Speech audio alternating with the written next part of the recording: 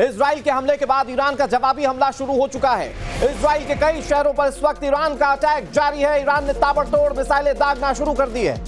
ये सब जानते हैं, ईरान अगर किसी चीज में सबसे ज्यादा मजबूत है तो वो मिसाइलें हैं, और उसकी प्रदर्शनी ईरान इससे पहले इजराइल पर हमले करके कुछ महीनों पहले दिखा चुका है।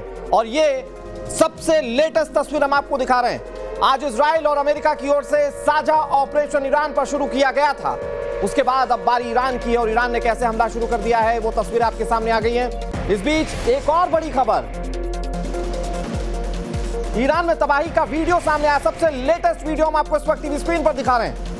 ईरान में तबाही का ये सबसे लेटेस्ट वीडियो, ये देखिए तस्वीरें, ये एक्सक्लूसिव तस्वीरें आपके सामने, और ये ईरान में मची तबाही। आप इन तस्वीरों में देख पाएंगे राजधानी तेहरान की तस्वीर है। बताया जा रहा है कि वहां खामेनेई के घर के पास भी हमला किया गया था।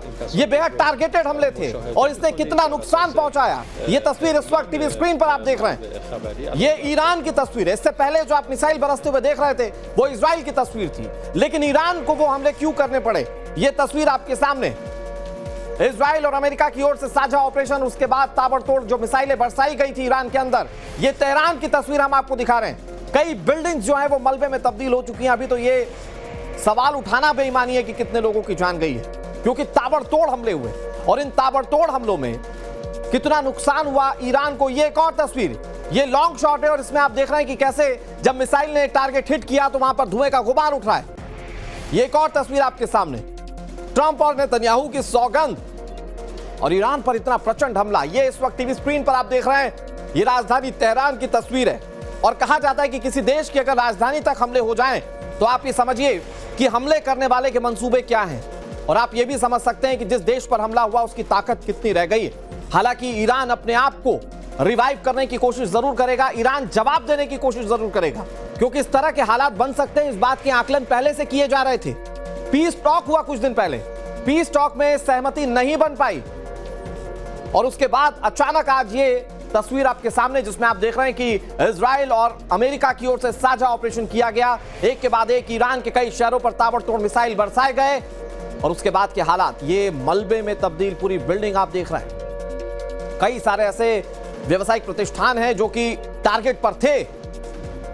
खबर ये आ रही है कि जो अमेरिका ने हमला किया तेहरान के ऊपर, जबरदस्त तबाही ईरान में मची है, और उसमें कितने लोगों की जानें गई हैं, कितने लोग प्रभावित हुए, कितने घायल हैं, फिलहाल ये बहुत बड़ा सवाल है। लेकिन अमेरिका बिल्कुल क्लियर कर चुका था कि इस बार लड़ाई आर पार की होगी, झुकना होगा ईरान को अपने यूरेनियम संवर्धन को रोकना होगा। और जब उस पर बात नहीं बन पाई, जब पीस टॉक में सहमति नहीं बन पाई, जब पीस टॉक में दोनों देश किसी एक बात पर एग्री नहीं हुए, उसके बाद की ये तस्वीर। हालांकि इस बात का आकलन बहुत पहले से किया जा रहा था कि अमेरिका हमले कर सकता है, इजराइल के साथ मिलकर हमले कर सकता है, और उसकी शुरुआत हो चुकी है। ये आप ईरान के तेहरान की तस्वीर देख रहे हैं। ताबड़तोड़ बरसते गोले बारूद का सिला क्या है, उसका नतीजा क्या है, ये तस्वीर आपके सामने, जहां पर सिर्फ तबाही ही तबाही ईरान में दिख रही है। और आपको ये तस्वीरें दिखाते हैं। ये तस्वीर जो है वो तेहरान की है, और तेहरान में आप देखिए कि कैसे एक के बाद एक बड़े पैमाने पर गोले बारूद बरसाए गए, मिसाइलों का बरसना शुरू हो गया। और आप इसमें ये समझ सकते हैं कि कैसे इस पूरे तेहरान की फिजा में धुआं और धूल का गुबार छा चुका है, क्योंकि तो जबरदस्त तरीके से हमले किए गए थे। बताया जा रहा है टारगेटेड एक के बाद एक हमले किए गए थे। बहुत ज्यादा स्ट्रेटेजिकली जो महत्वपूर्ण स्थान थे तेहरान के, वो निशाने पर थे। खामेनेई का घर निशाने पर था, और खबर तो कुछ ऐसी आ रही है कि वहां खामेनेई के घर के पास भी हमला हुआ है। और अमेरिका बिल्कुल क्लियर कर रहा है कि ये जो हमले किए गए हैं, अमेरिका ये बहुत क्लियर कह चुका है कि जो हमले किए गए हैं ये सत्ता परिवर्तन के लिए किए गए हैं। राइजिंग लॉयन इसका नाम दिया गया है, और उसका भी अलग कॉन्सिक्वेंस है, वो मैं आपको बताऊं। लेकिन इस वक्त जो मैं आपको ये तस्वीर दिखा रहा हूं, ये ईरान की तस्वीर मैं आपको दिखा रहा हूं। ये ईरान का मैप है, और आप देखिए कि हमले कहां कहां हुए हैं। तो ईरान के तेहरान में सबसे स्ट्रेटेजिकली इंपॉर्टेंट जगह तेहरान, ये टारगेट किया गया। इसके अलावा तेहरान से कुछ दूरी पर कौम पड़ता है। फिर इसके बाद इस्फहान वो जगह है जहां पर ईरान अपने मिसाइलों का भंडार रखता है। यहां पर यूरेनियम संवर्धन की बात कई बार सामने आ चुकी है, और इस्फहान तक हमला हुआ है। तो ये वो जगहें हैं जहां से ईरान पर हमले करके उसकी कमर तोड़ने की कोशिश इजराइल और अमेरिका की ओर से की गई। ताबड़तोड़ मिसाइलें बरसाई गई, और मिसाइलें जब बरसाई गई, जबरदस्त तबाही की तस्वीरें सामने आ रही है। कहां कहां पर अटैक हुआ है, ये वो 3 बड़े स्थान जो इस वक्त आप देख रहे हैं बिग वॉल पर, ये तीनों पूरी तरह से टारगेटेड थे। यहां एक के बाद एक ताबड़तोड़ कई मिसाइलें बरसाई गई थी। बहुत प्लानिंग के साथ अमेरिका ने ये हमले किए हैं, और जब ये हमले हुए, चूंकि प्लान्ड हमले थे, तो इसने बहुत ज्यादा डेंट पहुंचाया, बहुत ज्यादा नुकसान पहुंचाया है। हालांकि कुछ तस्वीरें, ये जो तस्वीर आप देख रहे हैं, एयर डिफेंस कुछ मिसाइलों को इंटरसेप्ट भी कर रही है, लेकिन जो इंटेंसिटी है मिसाइलों की, जो संख्या है इस मिसाइलों की, उसे रोक पाना अभी किसी भी देश के लिए बड़ा मुश्किल है। मैं किसी भी देश इसलिए कह रहा हूं क्योंकि हमले ईरान की तरफ से भी किए जा रहे हैं। और ये जो तस्वीर आप देख रहे हैं, यरूशलेम पर ईरान के अटैक की तस्वीर आपको दिखा रहे हैं। ये इजराइल में यरूशलेम पर अटैक किया गया, ये उसकी तस्वीर हम आपको दिखा रहे हैं। अटैक के बाद कैसे धुएं का गुबार उठने लगा, इस तस्वीर में आप देख सकते हैं। अचानक ये हमला हो रहा था, लोग संभल नहीं पाए, लोग समझ नहीं पाए कि ये कैसा हुआ। फिलहाल इमरजेंसी घोषित कर दी गई है, कई इलाकों में रेड एयर सायरन बज रहे हैं। ये देखिए एयर डिफेंस सिस्टम के इंटरसेप्शन की तस्वीरें, क्योंकि इजराइल जिस चीज में सबसे अच्छा है वो है उसका डिफेंस, और उस डिफेंस को कैसे एक्शन में इजराइल रख रहा है। क्योंकि एक तरफ अमेरिका और इजराइल का हमला ईरान पर था, तो ईरान ने जब पलटवार किया तो जो मिसाइलें इजराइल की हवा में पहुंचते पहुंचते इजराइल की धरती पर पहुंची हैं, उन्हें कैसे हवा में इंटरसेप्ट किया जा रहा है, ये उसकी तस्वीरें आपके सामने। बड़ी बात यह कि इजराइल में स्कूल और दफ्तरों को बंद कर दिया गया है, क्योंकि हमले अभी और हो सकते हैं। अमेरिका और इजराइल बहुत क्लियर कर चुके हैं कि वो तब तक हमले करेंगे जब तक ईरान बैकफुट पर ना आ जाए, जब तक ईरान जो है वो हार ना मान ले। और इसीलिए हमले लगातार किए जा रहे हैं। लेकिन क्या ईरान हार मानेगा, सवाल ये भी है, क्योंकि ईरान ने हमले शुरू कर दिए हैं, और जिस तरह से हमले किए जा रहे हैं, तबाही हर तरफ नजर आ रही है। हमारे साथ दो बेहद खास मेहमान जुड़ गए। Air commodore doctor Ashwinder Singh Bahal हमारे साथ जुड़ गए हैं, मेजर समरपाल सिंह तुवर हमारे साथ जुड़ गए हैं, और हमारे साथ कैप्टन मीरा सिद्धार्थ दवे जुड़ गई हैं। आप सभी मेहमानों का बहुत बहुत स्वागत है। मैं अश्विंदर सिंह बहल जी आपसे शुरुआत कर रहा हूं। ये जो अभी हालात बने हुए हैं, एक तरफ अमेरिका कह रहा है जब तक हम फाइनल रिजल्ट अपने मुताबिक नहीं पा लेते तब तक हमले जारी रहेंगे, तो अमेरिका अपने स्टैंड को क्लियर कर चुका है। दूसरी तरफ ईरान ने भी रिटेलिएट करना शुरू कर दिया है। क्या हालात बनते हुए आप सर देख पा रहे हैं इन तस्वीरों के साथ? देखिए, एक चीज तो बहुत क्लियर है, जब तक ईरान के ऊपर हमले चलते रहेंगे, इजराइल के और अमेरिका के, ये युद्ध को कोई अगर रोक सकता है तो इजराइल और अमेरिका ही जब चाहेंगे तब रुकेगा। ईरान कंटिन्यूअसली रिटेलिएटरी स्ट्राइक्स करता रहेगा, और ईरान वो वाली स्ट्राइक्स करेगा जो स्केल एंड स्कोप जिस तरीके से उसके ऊपर हमले हुए हैं। इसी वजह से उन्होंने इजराइल के ऊपर हमला किया है। तेल अवीव से लेके हाइफा तक के इलाकों के अंदर टारगेट्स को लिया गया है, और इसके बाद वो एयर बेसिस पे भी अटैक करेगा, वो जो अमेरिका के बेसिस हैं वहां पे भी अटैक करेगा, और जो इनकी एयरक्राफ्ट कैरियर ग्रुप्स हैं दो, उन दोनों के ऊपर भी हमले करेगा। और मेरे हिसाब से तो अब तक उसको वो हमला कर देना चाहिए था एयरक्राफ्ट कैरियर ग्रुप्स के ऊपर। उसके पास दो मेन टारगेट होंगे, एक इजराइल, और इजराइल का टोटल एरिया सिर्फ 21,500 स्क्वायर किलोमीटर है। मैं आपको थोड़ा स्केल दूं तो एनसीआर का एरिया 55,000 स्क्वायर किलोमीटर, यानी कि हमारे एनसीआर से, नेशनल कैपिटल रीजन से सिर्फ 40% का एरिया है। सोचिए कितनी तबाही मचा सकता है, चाहे कितने भी अच्छे एयर डिफेंस सिस्टम्स है उसके पास, एरो 2, 3, थार्ड, आयरन डोम, आयरन ईगल, जितने भी उसके पास अच्छे सिस्टम्स हैं, डेविड स्लिंग, इन सबको भी मिला लें तो भी 10% मिसाइल्स जो हैं वो आके हिट कर सकती हैं। उससे ऊपर ही होगा, उससे कम नहीं होगा। खासकर जो फतह मिसाइल है वो तो हाइपरसोनिक है, हाइपरसोनिक मिसाइल को पकड़ना बहुत मुश्किल है। और साथ ही में जो दूसरी खुर्रम शहर 4 मिसाइल है, वो भी मनूवरिंग मिसाइल है और सुपरसोनिक मिसाइल है, उसको भी इंटरसेप्ट करना इतना आसान नहीं है। तो कहीं ना कहीं इजराइल के ऊपर भी बहुत डैमेज होगा। आखिरी चीज मैं इस पे बोलना चाहता हूं कि जो तख्ता पलट मेन एम है ट्रंप का, वो तख्ता पलट करने के लिए, चाहे वो अगर खुमैनी को मार भी देता है तो एक सक्सेशन लाइन है। सर कुछ खबरें ऐसी आई जरूर हैं कि वहां पर खामेनेई के घर के आसपास तक हमले पहुंचे हैं। इस बीच एक बड़ी खबर अपने दर्शकों को बता दें, टॉम हॉक क्रूज मिसाइल से अटैक किया गया। तेहरान में अमेरिकी टॉम हॉक क्रूज मिसाइल से हमले किए गए हैं। ये क्रूज मिसाइल अपने आप में बहुत महत्वपूर्ण है। इसकी खासियतें क्या है वो मैं आपको बताऊं, लेकिन उससे पहले ये तस्वीर आप देख लीजिए। टॉम हॉक का मैदान में उतरना, यानी कि ये बताता है कि इंटेंशन अमेरिका के कैसे हैं। ये बताता है कि अमेरिका कितनी तबाही ईरान के अंदर लाना चाहता है। और जैसा कि बार बार अमेरिका ने कहा कि ये क्रूर सत्ता और क्रूर शासन के खिलाफ है, ये सीधे तौर पर एक ललकार है खामेनेई के खिलाफ।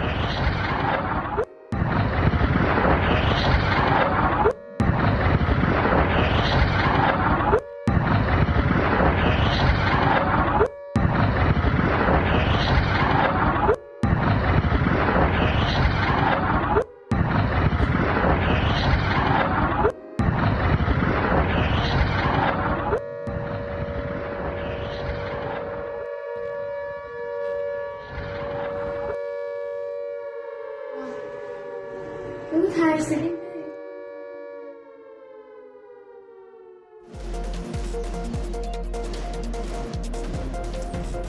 तो टॉमहॉक मिसाइल का इस्तेमाल किया जा रहा है। यह क्रूज मिसाइल है, मतलब यह अपने टारगेट को हवा में भी बदल सकती है। बड़ी बात यह है कि इसकी रेंज जो है वो 1600 किलोमीटर की है और इस मिसाइल का मैदान में उतरना, इसका सीधा मतलब यह है कि सामने वाले को नेस्तनाबूद करने की कोशिश अमेरिका की है। यह टॉमहॉक मिसाइल इससे पहले ऑपरेशन मिडनाइट में इन एक्शन दिख चुकी है और अब ईरान के खिलाफ इसे इस्तेमाल किया गया है। यह टॉमहॉक मिसाइल जिसकी तस्वीरें हम आपको दिखा रहे हैं, हमारे साथ तमाम खास मेहमान जुड़े हुए, उनका रुख करेंगे।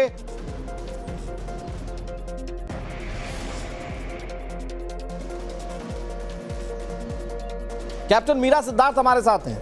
अब कैप्टन मीरा सिद्धार्थ, ये टॉमाहॉक मिसाइल का इस्तेमाल, जो कि लॉन्ग रेंज की मिसाइल है और जो अपने सटीक निशाने के लिए जानी जाती है, उसका इस्तेमाल अगर अमेरिका कर रहा है तो इंटेंशन बहुत क्लियर है। जितनी तबाही हो सकती है उतनी तबाही लेकर आना ईरान के अंदर। जी, सबसे पहले तो एयर कमोडोर अश्मिदर बहल सर को मेरे सीनियर है, जय Hind, and times now Bharat के सभी दर्शकों को जय हिंद।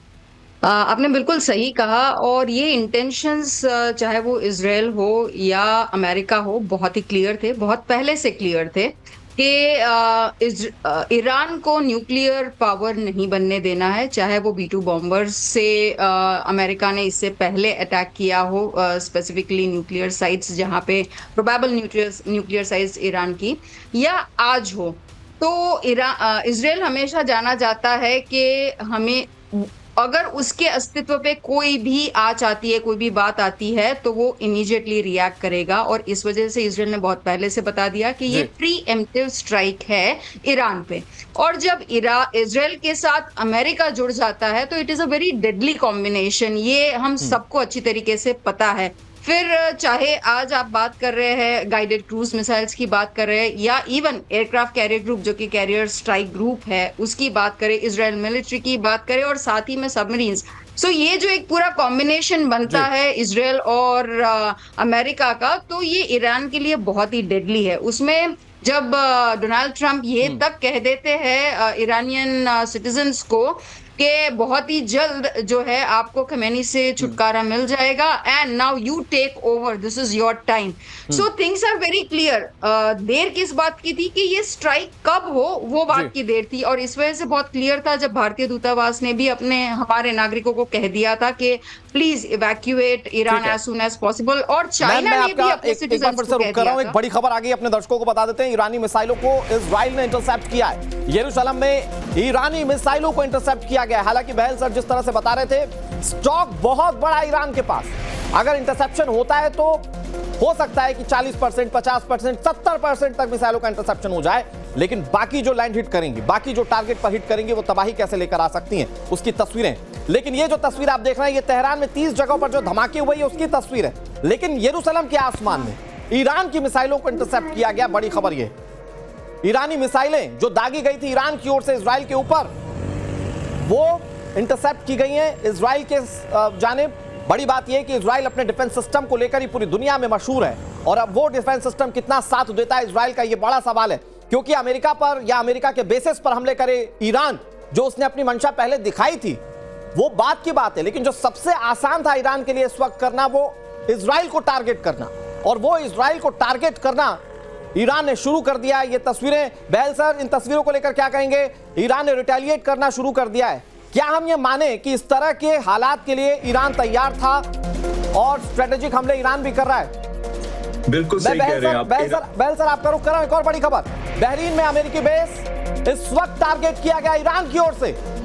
अभी आपको जब तस्वीरें दिखा रहे थे, इजराइल की तस्वीर थी जहां पर कैसे ईरान ने हमले शुरू कर दिए, वो आपने देखा। अब बड़ी खबर आ रही है, बहरीन में भी बड़े धमाके हुए हैं। अमेरिका दरअसल कई देशों में अपने बेस बनाकर रखता है, अपने सैन्य इक्विपमेंट्स वहां भेजता है, अपने सैनिकों को वहां भेजता है, और उन बेसेस को ईरान टारगेट करेगा। ईरान पहले यह कह चुका था और बहरीन से यह तस्वीरें सामने आ चुकी हैं। यह बहरीन में बड़े धमाके होने की खबर है। बताया जा रहा है कि अमेरिकी बेस जो बनाया गया था वहां पर हमले किए गए। रिटेलिएशन बहल सर जिस तरह से ईरान कर रहा है, क्या स्ट्रेटेजिकली तैयार होगा ईरान और उसको कैसे हमले करना है? क्या ये सब कुछ प्लान्ड होगा ईरान में? बिल्कुल प्लान होगा, क्योंकि यूएई, कतर, सऊदी अरेबिया और एक और दो अरब देश थे जिन्होंने कहा था कि वो अटैक अपनी एयर स्पेस से नहीं होने देंगे। अब देखिए अटैक कहां से हो सकते हैं, जॉर्डन, इराक, बहरीन और कुवैत, इन जगहों से अटैक हो सकते हैं। और खासकर अटैक हो सकते हैं इनके एयरक्राफ्ट कैरियर ग्रुप से, जहां पे सबमरीन के पास भी टोमाहॉक मिसाइल्स हैं, शिप्स के पास भी हैं, वहां से फायर की जा सकती हैं। और अटैक्स होंगे इजराइल के ऊपर, और देखिए बिल्कुल उसी तरीके से हमले हो रहे हैं। और साथ में अगर हम देखें तो दो जगह टारगेट किया गया है ईरान के अंदर। पहले पॉलिटिको मिलिट्री टारगेट्स को अटैक किया गया, यहां तक कहा गया है कि खुमैनी का अपना ऑफिस और साथ में पेजेश्कियन का भी ऑफिस जो है या घर है, उस पर हमला किया गया है। लेकिन आप ये चीज देखिए, हमले हुए हैं, हमले सटीक थे, लेकिन उनका फाइनल आउटकम क्या है ये अब आना बाकी है। अभी दूसरा स्थान न्यूक्लियर साइट्स इस्फहान, बुशाहर, ये दो जगह पे हमले हुए हैं। अगर आपने पिछली बार 12 दिन का युद्ध देखा था तो उसके अंदर भी तो हमले हुए थे, बंकर बस्टर बॉम्ब भी इस्तेमाल किए गए थे, लेकिन 412 केजी का एनरिच्ड यूरेनियम कहां गया वो किसी को भी नहीं पता। इसका क्या मतलब है? इसका मतलब है कि सटीक हमले भी हो सकते हैं, लेकिन टनल्स का एक नेटवर्क है ईरान के अंदर। बिल्कुल सर, मैं आपका रुख कर रहा हूं। एक बड़ी खबर अपने दर्शकों को बता दें, बहरीन में अमेरिकी नेवल बेस पर अटैक किया गया है। ये बहुत बड़ी खबर है। ईरान ने ये सीधे का एक मैसेज दे दिया है कि अब तक जो हमला कर रहा था अमेरिका या इजराइल, उस पर सरेंडर के मोड में नहीं है ईरान, क्योंकि अमेरिका ने दो सिचुएशन रखी थी, या तो मरो या सरेंडर करो। सरेंडर करना होता तो ये हमले नहीं हो रहे। ये बहरीन की तस्वीर हम आपको दिखा रहे हैं। यूएस नेवल बेस ईरान की ओर से टारगेट किया गया है, अमेरिकी नेवल बेस पर अटैक किया गया। ये उसकी तस्वीर हम आपको दिखा रहे हैं, एक्सक्लूसिव तस्वीरें सबसे पहले दर्शकों ये हम आपको दिखा रहे हैं। और ईरान ने अपने मंसूबों को, अपने इंटेंशंस को क्लियर कर दिया है, जिसमें आप देखें कि कैसे नेवल बेस को निशाना बनाया गया और उसके बाद धुएं का गुबार उठता हुआ। हालांकि कितनी क्षति हुई है यहां पर यह बड़ा सवाल है, कितनी क्षति ईरान में हुई है। जो हमले किए गए अमेरिका की ओर से या इजराइल की ओर से, उनमें कितना टारगेट अचीव किया है इन देशों ने, यह बहुत बड़ा सवाल है। और जो ईरान हमले कर रहा है, क्या वो स्ट्रेटेजिक है? और इस बात को थोड़ा सा आगे और बढ़ाते हैं, तो क्या चाइना और रूस इस जंग में कूदने वाले हैं? सवाल यह भी है कि जिस तरह से ग्रेट ब्रिटेन सरीखे देश इस जंग से अपने आप को दूर रखने की कोशिश कर रहे थे, जब बात नेटो की होती है तो सारे देश एक साथ हो जाते हैं। क्या वो अमेरिका का साथ देंगे? सवाल यह भी है कि खामेनेई के खिलाफ डोनाल्ड ट्रंप बहुत खुलकर बोल रहे हैं, तो क्या जैसा इससे पहले दूसरे राष्ट्रपतियों को कैद करते हुए हमने अमेरिका की ओर से देखा, क्या कुछ वैसा करने जा रहा है अमेरिका? ये बहुत बड़ा सवाल है। ये शुरुआत हुई है जंग की, और आप देखिए कि कैसे ईरान जो टारगेटेड था अमेरिका की ओर से, इजराइल की ओर से, अब उसने रिटेलिएट करना शुरू कर दिया। इजराइल में अभी लगातार रेड एयर सायरन बज रहे हैं, वहां पर लोगों को अलर्ट रहने के लिए कहा गया है। वहां पर जो प्रमुख पब्लिक प्लेसेस हैं उसे बंद कर दिया गया है। इमरजेंसी जैसे हालात इजराइल के अंदर है। लेकिन आप ये बहरीन की तस्वीरें देख रहे हैं, और बहरीन में अमेरिकी नेवल बेस को अटैक किया गया, और संभवतः जहां जहां अमेरिका के बेस हैं वो इस तरह से टारगेटेड हो सकते हैं, क्योंकि ये स्ट्रेटेजी बहुत पहले क्लियर कर चुके थे खामेनेई। और अब ये दिखने लगा है उसका असर, जो कि ईरान क्या करने वाला है अगर अमेरिका उससे सीधी जंग लड़ने जा रहा है तो। हालांकि इसे मिलिट्री एग्जीक्यूशन कहा जा रहा है ईरान और इजराइल की ओर से। मिलिट्री एग्जीक्यूशन तब कहा जाता है जब ये बताने की कोशिश हो कि हम अपनी रक्षा के लिए हमले कर रहे हैं। मतलब इसे सीधे अटैक नहीं बताया जा रहा है, इसे मिलिट्री अटैक बताया जा रहा है। हमारे साथ मीरा मैम लगातार जुड़ी है। मीरा मैम, ये जो अमेरिका बार बार कह रहा है या तो सरेंडर करो और या तो फिर आप मर जाओ, सरेंडर वाले मोड में इस वक्त खामेनेई नहीं दिख रहे हैं। बोले जो होगा हम देख लेंगे। नहीं, खामेनेई, ये उसके एग्जिस्टेंस का अब सवाल आ चुका है, आप समझिए इस बात को। और जहां तक ईरान की बात है, हमने जो 12 डे वॉर है उसमें बहुत क्लियरली देखा ईरान के पास क्या है। मुख्यतः 3 चीजें हैं। वो ड्रोन्स का यूज करता है, वो मिसाइल्स का यूज करता है, वो ग्रुप में डालता है वो missiles, and the most important third चीज, वो प्रॉक्सीज का यूज करता है। तो जहां तक प्रॉक्सीज की बात है, लेबनान हो गया, सीरिया होगा, यहाँ पे उसकी प्रॉक्सीज की बात है। बट इस केस में अभी जैसे हमने देखा कि ईरान ने इजराइल पे मिसाइल्स का हमला जो किया उसको इंटरसेप्ट किया गया, कतार के ऊपर ईरानियन मिसाइल्स को इंटरसेप्ट किया गया है। और जहां तक प्रॉक्सीज की बात है, इजराइल ने अपना एयर स्पेस बंद किया है। और अभी जो जब हमारे प्राइम मिनिस्टर नरेंद्र मोदी जी 26 को गए थे इजराइल में, उन्होंने क्नेसेट में बहुत क्लियरली ये बात बोली कि 7 अक्टूबर में जो हमास ने हमला किया इजराइल पे, उसकी वो निंदा करते हैं और वो इजराइल के साथ खड़े हैं। बहुत इंपॉर्टेंट स्टेटमेंट आज हमें ये समझ में आ रहा है जब ग्राउंड पे सिचुएशंस हो रही है, ये भी हमें दिखता है। बट यस, ईरान जो है वो अपनी एग्जिस्टेंस की लड़ाई बिल्कुल लड़ेगा। जब ईरान अपनी एग्जिस्टेंस की बात करता है बहल सर, तो अमेरिका कहता है आप सब कर लो, लेकिन न्यूक्लियर इनरिचमेंट को, मतलब यूरेनियम इनरिचमेंट को रोक दो। और ईरान कहता है वो तो हम करेंगे साहब, क्योंकि ये हमारे एनर्जी सेक्टर के लिए बहुत जरूरी है। तो अमेरिका क्या करने वाला है? खामेनेई का खात्मा, या फिर जो मादुरो के साथ हुआ कुछ उस तरह का प्लान कर सकता है अमेरिका? हालांकि ये बहुत टफ होगा अमेरिका के लिए अगर वो सोच रहा होगा ईरान में जाकर ये करने के लिए। देखिए, दो चीजें मैं इसमें कहना चाहूंगा बहुत जल्दी से। 2015 में एक डील हुई थी, न्यूक्लियर डील P5+1, जिसमें अमेरिका भी था, ईरान भी था। तो उस डील के हिसाब से 3.67% तक ही वो एनरिचमेंट कर सकते थे। तो वो 2018 में जब ट्रंप आए थे तो उन्होंने उस डील से अपने आप को दूर कर लिया, यानी कि उसको नदारद कर दिया। उसके बाद से IAEA का जाना भी बंद हो गया और एनरिचमेंट एक तेजी से प्रोसेस आ गया। और आज उनके पास कम से कम 440 किलो के करीब जो है एनरिच्ड यूरेनियम है, बियॉन्ड 60%। तो अगर किसी की गलती है तो ट्रंप की गलती फर्स्ट टर्म में थी उस डील से निकलने की, जब IAEA वहां इंस्पेक्शन कर रहा था। अब दूसरी बात आती है कि ट्रंप के लिए कितना आसान होगा इधर तख्ता पलट करना।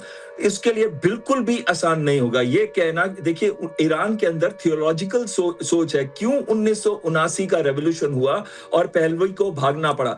कट्टरवादी सोच और urbanisation as well as westernisation. लोग तंग आ गए थे, हाई प्राइसेस से भी तंग आ गए थे, वेस्टर्नाइजेशन से भी, और तंग आ गए थे एडवांसमेंट, बहुत जल्दी एडवांस कर गए थे और मॉडर्न हो रहे थे। तो वहां की अगर हम देखें जो कट्टरवादी थियोलॉजिकल सोच है, वो सिर्फ इनकी नहीं है, सिर्फ खमैनी की नहीं है। काफी जनता है जिसका सपोर्ट है खमैनी को इस बारे में, तभी तो रेवोल्यूशन हुआ था। तो ये कहना कि खमैनी को मार देंगे, खमैनी के बाद मुश्ताबा खमैनी है, हसन खमैनी है, वहां पे 88 मेंबर्स की असेंबली ऑफ एक्सपर्ट्स होती है जो डिसाइड करती है कि नेक्स्ट कहा भी जाता है कि किसी इंसान को मारना एक बार को आसान हो सकता है, उसकी विचारधारा को मारना तकरीबन असंभव होता है अगर वो घर कर ले लोगों के मन में। मैं बहल सर फिर आपके पास आ रहा हूं, लेकिन फिर मीरा मैम होने क्या जा रहा है? तो क्या फिर रूस और चाइना साथ देंगे ईरान का, या वो भी पीछे से ही सिर्फ अपनी लॉजिस्टिक सप्लाई कराएंगे? क्योंकि अगर रूस और चाइना साथ आ रहे हैं ईरान के, तो फिर this is going to be world war 3। देखो, ये लिमिटेड तो होगा नहीं, ये बात कंफर्म्ड है, क्योंकि जैसे ही अमेरिका इसमें इन्वॉल्व होता है तो चीजें इसमें बढ़ेगी। बट यस, चाइना का तो पता नहीं, रूस अभी इसमें आई एम श्योर बीच में इंटरप्ट नहीं होगा, that is confirm for sure. But जहां तक चाइना की बात है, वी ऑल नो, चाहे वो इंडिया पाकिस्तान हो, चाइना जो है वो हमेशा पीछे रहने की उसकी आदत रही है, एंड उस हिसाब से सपोर्ट करने की आदत रही है। बट ये जो है, it is a very clear case of nuclear power subsidise, जो उसको रोकना है, उसी की ये मेन बात है। और इस वजह से इजराइल और यूएस इसमें बहुत क्लियर इंटेंशन से आगे बढ़े हुए हैं। एंड जहां तक ये देख सकते हैं कि जो उसके प्रॉक्सीज है उसका इसमें अवश्य इस्तेमाल होगा। एंड क्योंकि अगर इसमें मराइन साथ में आता है, नेवल साथ में आता है, तो things will get escalated for sure. तो ये हम आगे के भविष्य में बिल्कुल देख सकते हैं। जबकि इजराइल ने कहा कि ये लिमिटेड टाइम के लिए इसको करेंगे, जैसे 4 दिन के लिए उन्होंने क्लियरली बताया है। बट क्योंकि अभी ईरान ने इसमें उसका जवाब दिया है और उसके स्ट्राइक्स का जवाब दिया है, तो ये उससे ज्यादा भी बढ़ सकता है। ठीक है मैम, आप बहुत बड़ी बात कह रही हो, मैं इस पर बात करूं। एक बहुत बड़ी खबर आ गई, जरा फ्लैश कीजिएगा। ये बड़ी खबर आ रही है, ईरान का बैलिस्टिक मिसाइल से हमला सामने आया। इजराइल, बहरीन, UAE और कतर, मतलब दायरा बढ़ता जा रहा है। इससे पहले हमने आपको इजराइल की तस्वीर दिखाई, बहरीन की तस्वीर हम आपको दिखा चुके थे। अब UAE और कतर में भी ईरान का हमला, और इन देशों में हमले का मतलब है कि इन देशों की सरकार से भी ईरान कहीं ना कहीं दुश्मनी मोल ले रहा है। क्योंकि वहां पर अगर किसी सिविलियन की कोई क्षति होती है तो फिर कोई सरकार चुप नहीं बैठेगी। ये ईरान के लिए चुनौतियां जरूर हैं, लेकिन ईरान सोच समझ कर ये हमले कर रहा है, क्योंकि ये हालात होंगे, ईरान इस बात का आकलन बहुत पहले से कर रहा था। और जब इस पर बात की जाती थी कि ईरान क्या कर सकता है या अमेरिका को कैसे जवाब दे सकता है, क्योंकि दूरी बहुत है, लॉन्ग रेंज की मिसाइल ईरान के पास मौजूद है, लेकिन सीधा अमेरिका पर अटैक करना ईरान के लिए एक बहुत बड़ी चुनौती है। तो सवाल यह था कि ईरान जवाब कैसे देगा अमेरिका को। तो ईरान ने बताया था कि वो बेसिस टारगेट कर सकता है, और यही वजह है कि यूएई हो, बहरीन हो या कतर हो, यहां पर अमेरिका के बेस को टारगेट किया गया है। ये हम जो आपको तस्वीरें दिखा रहे हैं, ये यरूशलेम की तस्वीर है। ईरान में अमेरिकी फाइटर जेट्स गरज रहे हैं, और अगर अमेरिकी फाइटर जेट्स अपने मिशन पर हैं, क्योंकि उनको लेकर कहा जाता है कि अमेरिका अगर कोई मिशन प्लान करता है, कोई टारगेट एम करता है, तो फिर उसे हासिल करता है, और वो हमने निकोलस मादुरो के केस में बहुत अच्छे से देखा था। हमारे साथ बहल सर लगातार जुड़े हुए। बहल सर, दायरा बढ़ता जा रहा है, मतलब बहरीन और इजराइल की बात हम कर रहे थे, अभी 2 और नए देश आ चुके हैं, और अगर वहां पर सिविलियंस की क्षति होती है तो फिर कहीं ना कहीं ईरान वहां की सरकारों की ओर से भी टारगेटेड होगा। देखिए, 2 मिनट चाहूंगा मैं। सबसे पहले तो ये अमेरिका के 19 बेसेस हैं वहां पे मिडल ईस्ट के अंदर, और हर बेस में उसकी इक्विपमेंट एयरक्राफ्ट है, लेकिन जो घातक एयरक्राफ्ट हैं उन्होंने जॉर्डन, इजराइल के अंदर और साथ में इराक, कतार और बहरीन में रखे थे। अब और यूएई ने कहा था कि वो नहीं यूज करेंगे, एयर स्पेस को नहीं देंगे, लेकिन वहां से रिफ्यूलर भी उड़ रहे हैं, वहां से दूसरे जहाज भी उड़ रहे हैं। तो ये कहना कि अगर सपोर्ट जहाज सपोर्ट देते हैं स्ट्राइक जहाज को, तो कहीं ना कहीं वो भी एक वॉर का पार्ट होता है। तो ईरान बहुत क्लियरली ईरान ने कहा था कि वो उनके एयर बेसेस को टारगेट करेगा। तो एयर बेसेस में वाले टारगेट कर रहा है, वाली चीजों को टारगेट कर रहा है जहां पे अमेरिकन एसेट्स हैं। तो इसका मतलब है यूएई के साथ को टारगेट नहीं कर रहा, वो कतर को टारगेट नहीं कर रहा, वो टारगेट कर रहा है अमेरिकन एलिमेंट्स एंड एसेट्स। और कतर में एक चीज मैं बता दूं कि यूएस की सेंट्रल कमांड है, 10,000 के करीब सोल्जर्स हैं, और वहां पे किसी भी समय 40 से 100 जहाज तक भी उस बेस में अल उदैद बेस में रहते हैं। अब मैं आखिरी चीज कहना चाहता हूं, 1 मिनट दीजिएगा। चीन का 2021 में 25 साल की इनकी फ्रेंडशिप की स्ट्रेटेजिक पार्टनरशिप है, और रशिया के साथ है 2025 से 25 साल की, 20 से 25 साल की स्ट्रेटेजिक पार्टनरशिप। लेकिन ये दोनों जो हैं खुद कूदेंगे नहीं, वो देंगे weapon systems, equipment, air defence systems, missiles, anti ship missiles, electronic warfare equipment, और वो साथ में लॉजिस्टिक सपोर्ट देंगे और इंटेलिजेंस देंगे। खासकर जो ये कैरियर बैटल ग्रुप की इंटेलिजेंस है, वो चीन देगा उनको। चीन खुद भी युद्ध में नहीं कूदेगा, रशिया भी नहीं कूदेगा, क्योंकि इस समय वो यूक्रेन के साथ बिजी है। तो कहीं ना कहीं इस समय मॉरल सपोर्ट तो ठीक है, डिप्लोमेटिक सपोर्ट तो ठीक है, वो तो वो दे ही रहे हैं, पर सबसे बड़ी चीज ये है कि जो इंटेलिजेंस होती है, अगर इंटेलिजेंस के लिए उसका एक पहल सर, उसका एक पहलू ये भी है कि जब निकोलस मादुरो को बड़े सैन्य ऑपरेशन के तहत उठाकर अमेरिका ले जाया गया था, तो बहुत देशों ने कहा था कि नहीं हम निकोलस मादुरो के साथ हैं, लेकिन किसी ने कोई मिलिट्री एक्शन लिए नहीं थे। बिल्कुल, और वही है मिलिट्री एक्शन। अभी भी रशिया, चीन या कोई उनको सपोर्ट में नहीं आएगा मिलिट्री एक्शन से, लेकिन उनको इंटेलिजेंस देगा, उनको वेपन सिस्टम देगा, उनको इक्विपमेंट देगा, उनको आर्म्स एम्युनिशन देगा। और साथ में एक चीज मैं कहना चाहता हूं कि अगर एक भी कैरियर बैटल ग्रुप का एयरक्राफ्ट कैरियर जो है, अगर एक भी डिस्ट्रॉय हो जाता है, सोचिए अमेरिका के लिए कितनी बड़ी हार होगी, कितना बड़ा। और ये हो सकता है, उनके पास तालाये है, उनके पास एंटी शिपिंग मिसाइल्स है, फास्ट अटैक क्राफ्ट है, वो ये जरूर हो सकता है। ये सर, ये हाइपोथेटिकल सिचुएशन है कि अमेरिका को किस लेवल पे नुकसान पहुंचेगा। लेकिन मीरा मैम, अमेरिका की तैयारी यूएसएस जेराल्ड के साथ, अब्राहम लिंकन के साथ पहले से ही नेवी के स्तर पर बिल्कुल है। एंड क्योंकि तो यूएस घेराबंदी मैम, वो घेराबंदी ईरान की कैसे की जाएगी, और क्या जो अभी हमले हुए ये सिर्फ ट्रेलर है, तो क्या इससे बड़ी पिक्चर आना बाकी है अभी, मीरा मैम? ये जैसा बिल्कुल ये जैसे हमने पहले ही बात की कि ये प्रीएम्प्टिव स्ट्राइक है, और जब ये प्रीएम्प्टिव स्ट्राइक है, सो एवरीथिंग इज प्लान्ड।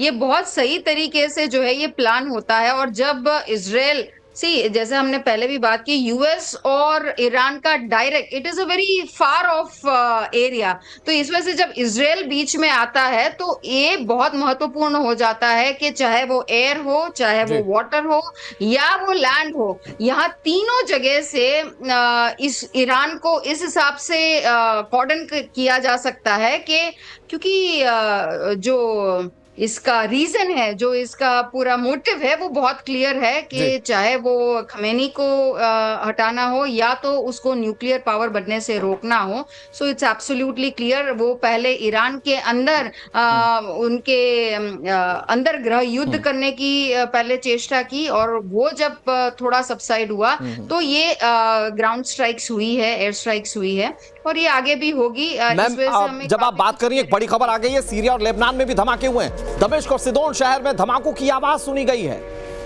बड़ी खबर आपको बता रहे हैं। और जैसा कि ईरान ने क्लियर कर दिया था कि हम अमेरिकी बेसिस को नहीं छोड़ने वाले, ये उसका असर आप इस वक्त टीवी स्क्रीन पर देख रहे हैं। इससे पहले बहरीन, यूएई, कतर, इजराइल और अब दो नए अलग अलग देश जहां पर अमेरिकी बेस थे।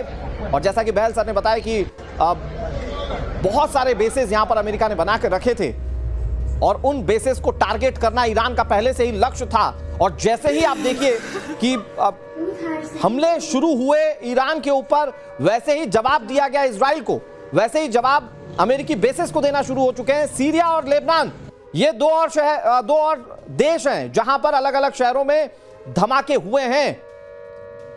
मैं आपको दर्शकों बताऊं, ईरान के पास मिसाइलों का एक बड़ा जखीरा है। ड्रोन के मामले में काफी उन्नत है ईरान। वो कई दूसरे देशों को इससे मदद करता है, और ऐसे में जब बात उस पर है तो वो अपने अत्याधुनिक हथियारों के साथ इस वक्त जंग में डटा हुआ है। बैलिस्टिक मिसाइल हो, हाइपरसोनिक मिसाइलें हो, वो सारी मिसाइलों का इस्तेमाल करेगा, वो ड्रोन्स का इस्तेमाल करेगा। और वो जो इजराइल के साथ कुछ दिन की जंग हुई थी ईरान ने बता दिया था कि उसकी कुव्वत क्या है, वो कैसे पीछे नहीं हटेगा। जब कहता है तो वो लड़ने का मादा रखता है। ये उस दौरान जंग में कुछ दिनों में दिख गया था। तो सवाल ये है कि फिर अगर अमेरिका कह रहा है कि आपको या तो मरना होगा या सरेंडर करना होगा, तो ईरान क्या करेगा? अगर सरेंडर नहीं तो क्या होने जा रहा है ईरान में? क्या सत्ता पलट होगा? क्योंकि इससे पहले ट्रंप बार बार ये कह चुके हैं कि हम सत्ता पलटेंगे, लोगों की आजादी, लोगों के लिए अच्छे दिन ईरान में आएंगे। ये इससे पहले क्लियर किया जा चुका है। तो क्या होने जा रहा है? हमले शुरू हो चुके हैं और ये जो तस्वीरें हम आपको दिखा रहे हैं, ये तेहरान के धमाकों की तस्वीरें हैं। लेकिन इसके अलावा जो बड़ी खबर है वो ये है कि ईरान ने रिटेलिएट करना शुरू कर दिया है। अलग अलग देशों में जहां पर अमेरिकी बेस थे वो टारगेट किए गए। दमिश्क और सिदोन, लेबनान और सीरिया के शहर हैं, यहां पर हमले किए गए। और अभी तक खबर ऐसी नहीं आ रही कि अमेरिका को कितना नुकसान हुआ है, या अमेरिका के फाइटर जेट्स कितना से ज्यादा प्रभावित हुए हैं, या अमेरिकी सैनिक कितना प्रभावित हुए हैं। लेकिन हमले किए गए और एक सीधे मैसेज देने की कोशिश की गई है। बहल सर, ये सीधा मैसेज देने की कोशिश की गई है कि अगर हम कहते थे कि आपको नहीं छोड़ेंगे तो नहीं छोड़ेंगे। ईरान ने कम से कम ये शुरुआती स्तर पर ये जो हमले किए, इससे बताने की पूरी कोशिश की है।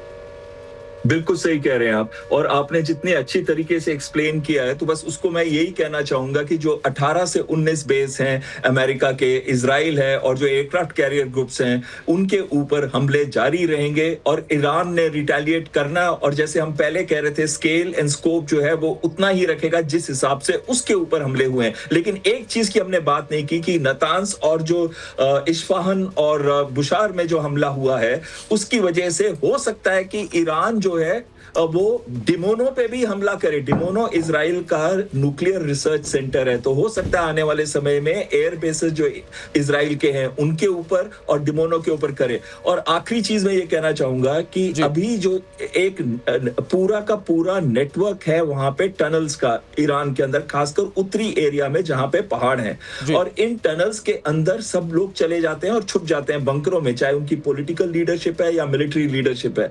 तो जो हमले हुए हैं उसका आउटकम क्या होगा वो आने वाले समय में पता चलेगा। हाँ, ये जरूर है कि इस बार उनका फोकस IRGC पे है। अभी तक बैलिस्टिक मिसाइल पे उन्होंने हमले नहीं किए, उन्होंने एयर डिफेंस साइट्स पे हमले नहीं किए, और उन्होंने ड्रोन साइट्स के ऊपर या ड्रोन लॉन्चिंग एरियाज के ऊपर हमले नहीं किए जो अभी होंगे, और साथ में जो उनके पोर्ट्स हैं उसके ऊपर भी अभी हमले नहीं हुए जो आने वाले समय पे होंगे।